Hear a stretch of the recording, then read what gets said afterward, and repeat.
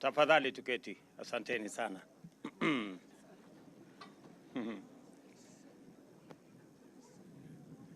Mheshimiwa gavana wetu wa hapa Kitui, waheshimiwa mawaziri, Inspector General wetu wa polisi na DIGs na officers wengine wote, makatibu na officers wetu wa hapa Kanyonyo, hamjambo.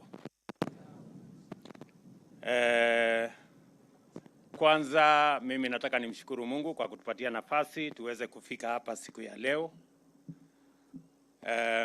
Niwapongeze kwa yale mambo mazuri ambayo tumeona hapa Kanyonyo. Pia nishukuru wananchi wa kaunti yetu ya Kitui kwa heshima mliotupatia na hasa mliopatia jeshi letu la polisi, mkatoa ardhi ili tuweze kujenga institution hii ya training, na tukapata vile vile mahali pa hospitali na mambo yale mengine. Tuko pia na airstrip hapa, tuko na stadium. Mimi nataka niwaambie watu wote wa Kitui asante sana.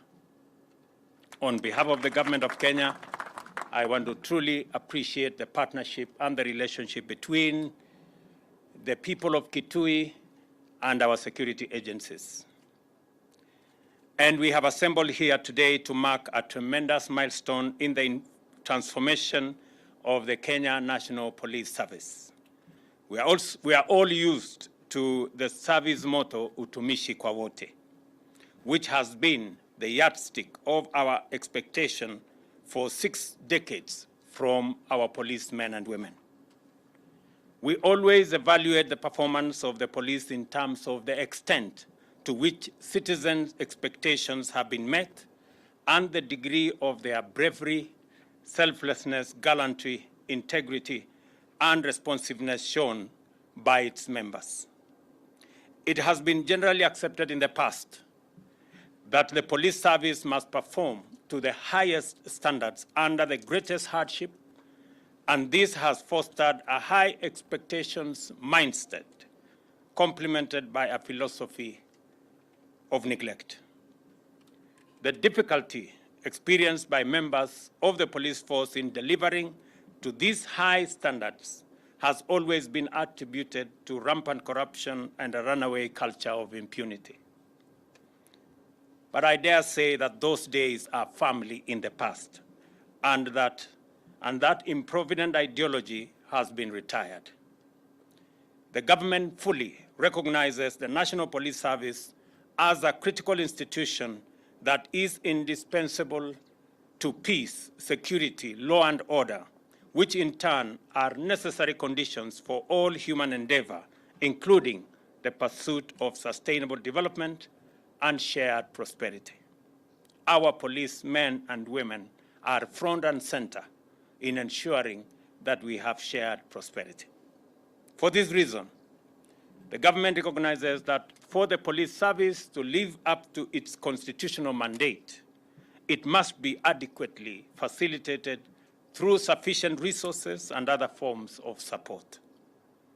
This support entails recognizing that the National Police Service is made up of individual professionals with basic human rights who are entitled to motivation, guidance, training, and education, as well as health and psychological support in order to attain the highest standards of professionalism and discipline expected of them. In fact, the National Police Service is obligated under the Constitution to train officers to the highest possible standards of competence and integrity, and to respect human rights and fundamental freedoms and dignity. It is also mandated to foster and promote relationships with the broader society. It is clear, therefore, that our high expectations of members of the police service must be accompanied by adequate facilitation to enable them perform to those high standards that we expect of them. In recognition of this reciprocal obligation, government of Kenya is committed to guarantee the institutional independence of the service by making sure they have financial autonomy. That is why I ensured that the Inspector General of Police is designated as the accounting officer to ensure that resources meant for our police service are spent in the manner in which our police service want resources spent. The government has also invested in a comprehensive medical cover to cover the provision of high-quality medical services to members and their families. The services extended to the provision of mental health services accompany that medical insurance scheme. In addition, I recently presided over the inauguration of the National Police Leadership Academy, which will inculcate the highest standards of integrity, transparency, and accountability, respect for fundamental rights and freedoms, and the observance of the highest constitutional standards. The government is also investing in the National Forensic Laboratory to enable specialist detectives solve complex investigations and support prosecution with strong scientific evidence.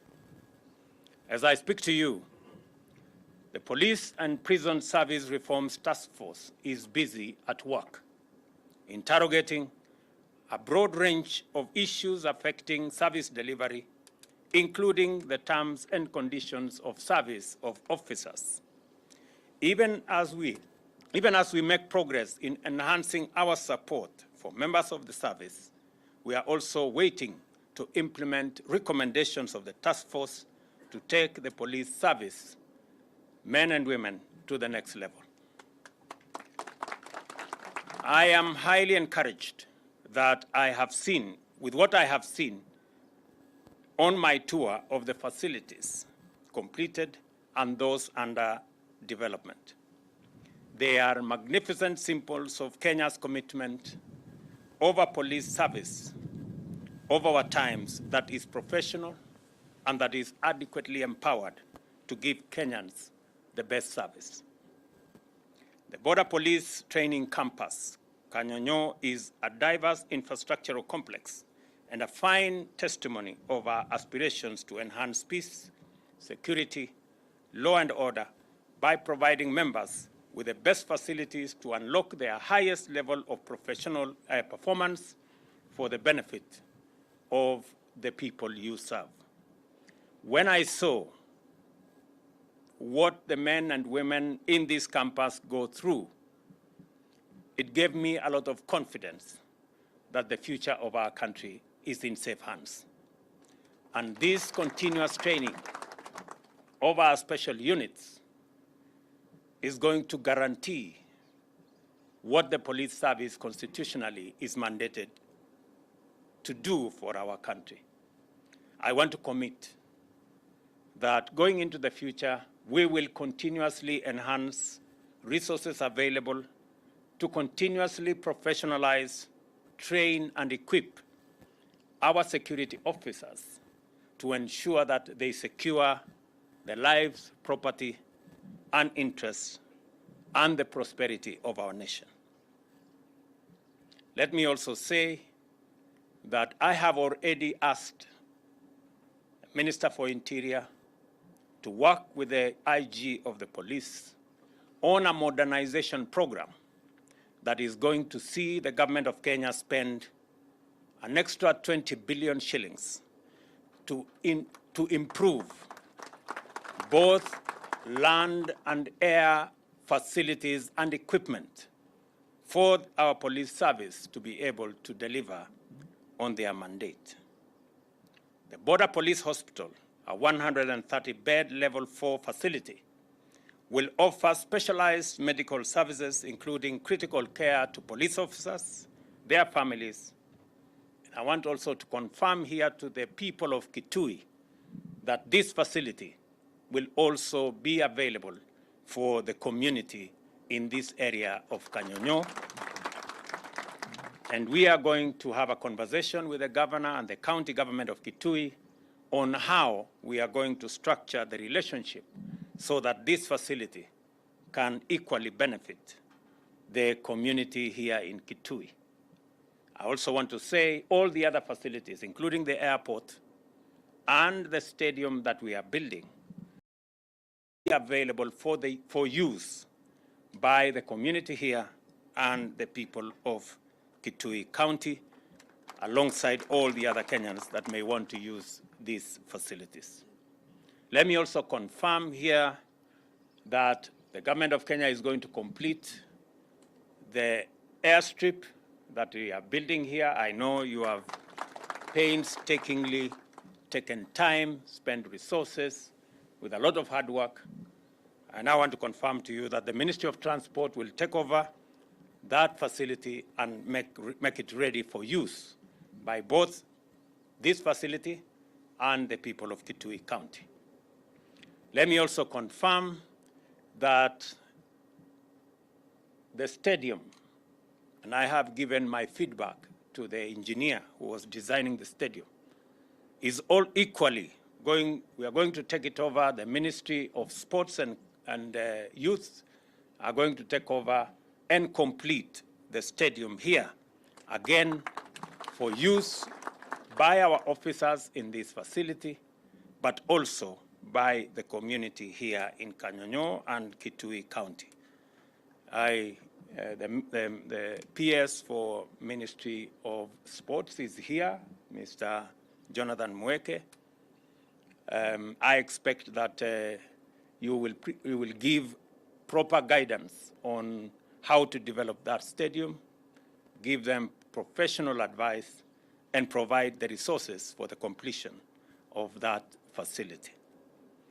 I also want to confirm that going through this hospital, I see that there is a lot of infrastructure that is still required.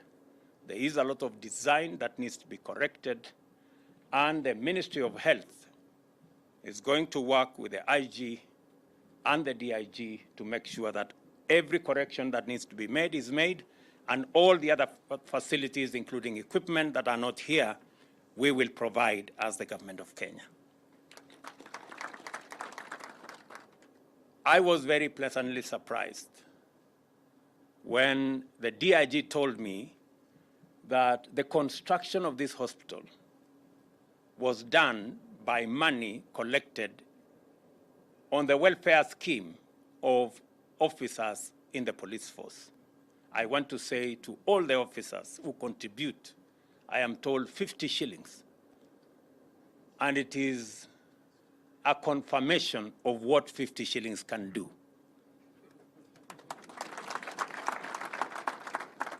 It is quite a learning curve that 50 shillings can build a 100 million shilling hospital. Nilikuwa nasikia watu wengine wakisema ya kwamba shilingi 500, 1000, 2000, 5000 inapatiana kwa hustler fund ni pesa kidogo. Mimi nataka sasa niwaulize kama wakipata nafasi wakuje hapa Kanyonyo waone hospitali ya shilingi milioni 100 imejengwa na shilingi 50. I think they might revise their thinking and they might know what it means to pull together. From time to time, police officers have had to endure the risk of fatal and sometimes life-threatening injury, as well as highly stressful and traumatic conditions in the course of serving and protecting us. This hospital demonstrates that we have come of age and are willing to acknowledge and embrace and take measures to rehabilitate those affected by post-traumatic stress disorder, as well as combat trauma. The Kanyonyo Sports Complex, which is still under construction, represents our commitment to the holistic health and well-being of members by providing leisure and recreation facilities which not only enhance physical fitness, but nurtures athletic and sporting talent, while also giving positive psychological intervention. It is therefore important, with the support of the Government of Kenya, that the Inspector General considers ways and means of actualizing the promise of this complex by ensuring that the service employs sufficient specialist medical professionals. Nimeona ya kwamba hapa mko na daktari mmoja na health workers wengine. Please work out with the Ministry of Health on the level of personnel required in this facility so that we can work with the Inspector General to make sure there are adequate human resource, doctors, nurses, clinical officers, and all other critical care staff to manage this facility optimally. The Border Police airstrip is critical to the police work for logistical and operational support, as well as emergency transport to evacuate casualties, insert and extract deployed tactical units, and supply essentials. This form of support is essential for officers working in difficult, distant, and volatile areas and can make the difference between success and failure. For this reason, it is important, as I have said, that this airstrip is completed, and I undertake that the Ministry of Transport will do the completion and ensure that all necessary navigation equipment is available to make this facility operational. I commend the county government of Kitui for embracing and supporting the development of this campus, and by working with our security agencies to ensure that there is a seamless coordination and collaboration between the community and the leadership of this campus. I also thank all partners, local and international, for various forms of support to the Border Police Unit. The U.S. Embassy in particular has provided mobile field hospital, which we just saw here, which have served close to 4,000 people in Kitui and Lamu counties. I salute the National Police Service for undertaking diverse initiatives and building positive relationships with the local community, provision of medical services to the public and medical clinics to the locals, as well as the sharing of sports facility with the local population, demonstrate that the service is alive to Article 244 of our Constitution, which calls for fostering and promoting relations and best relations with society. I appreciate the fact that National Police Service is taking advantage of its institutional autonomy to radically improve its professional standards and service delivery while building strong relationships with the public. We are advancing rapidly towards the police service envisaged in our Constitution. I also appreciate with gratitude the indispensable role played by our officers and honor the sacrifices of those who have paid the ultimate price in order to keep criminals at bay and to keep Kenyans safe. We will always remember with humility, gratitude, and admiration the ultimate sacrifice of those officers who lost their lives in the line of duty, and for the sake of their departed souls, will do everything within our power to enhance the welfare and terms of service of all members, including their families.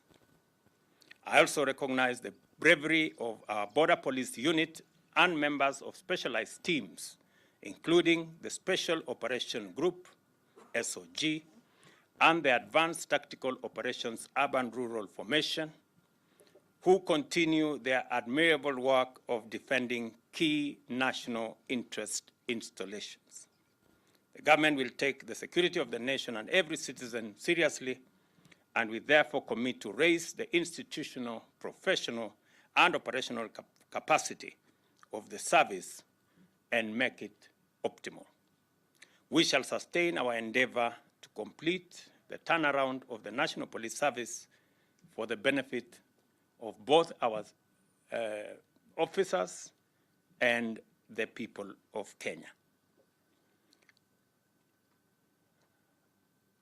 As I have said, and you will see in the coming months, we will ensure that we build the institutional capacity, the technical capacity, equipment, and other facilities necessary for our police men and women to be effective, to take charge of their mandate, and to deliver to the people.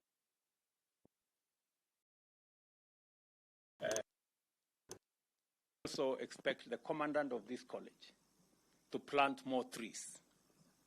I think it is only fair, Commandant, to use the men and women you have in this compound and those who come in and out to plant more trees around this facility. It will help improve the environmental situation here, and it will also serve to better the working environment for those who are training in this facility. Congratulations to the people who have gone through this college. We wish you well in all that you do, and you have our unqualified support as you defend our country, as you keep criminals at bay, and as you keep Kenyans safe. With those many remarks, ladies and gentlemen, let me take this opportunity. Our disciplined forces for standing firm to defend our nation.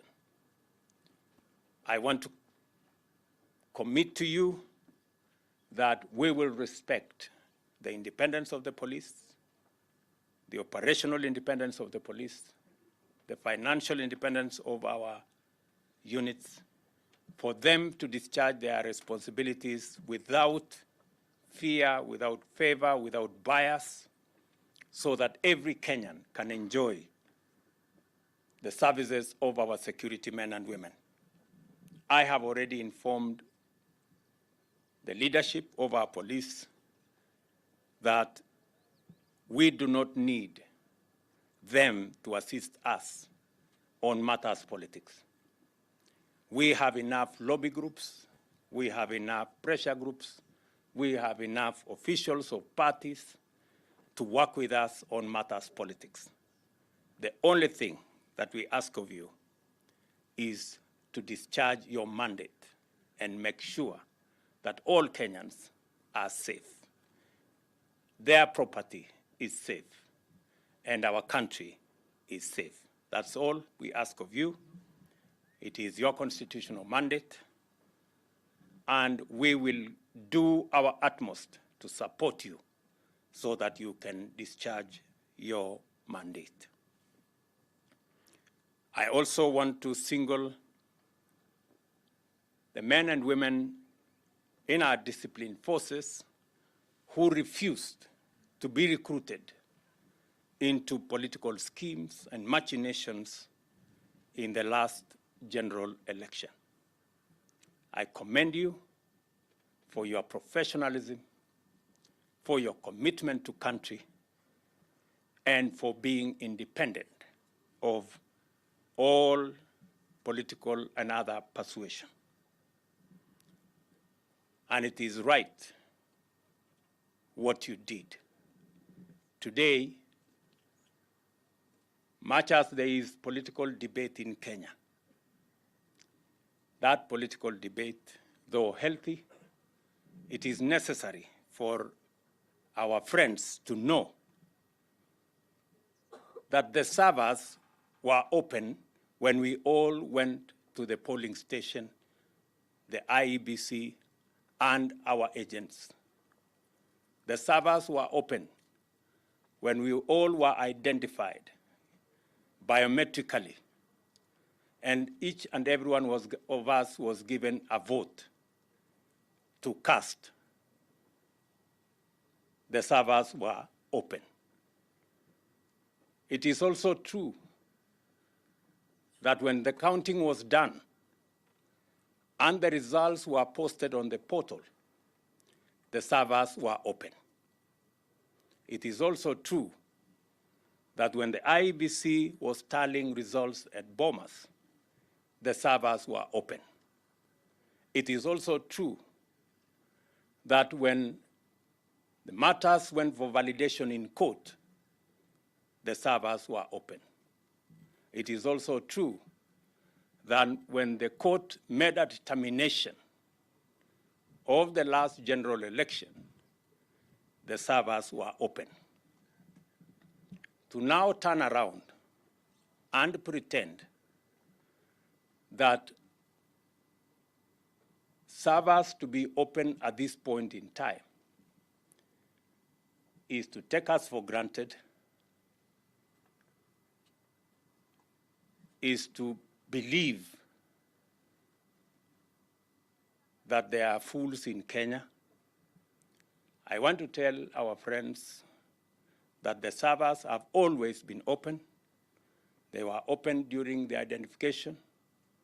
They were open during the voting. They were open during the posting of the results. They were open during the tallying in Bomas. They were open when the results were announced. They were open when the matters went to court. The servers were open when the court determined the election. To now pretend and tell us about servers is an insult to our collective intelligence, is an insult to our democracy.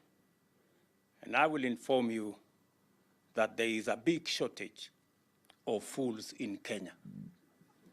And let me, for the record, paraphrase Bob Marley, who said, "You can fool all the people sometime, and you can fool some of the people all the time, but you cannot fool all the people all the time."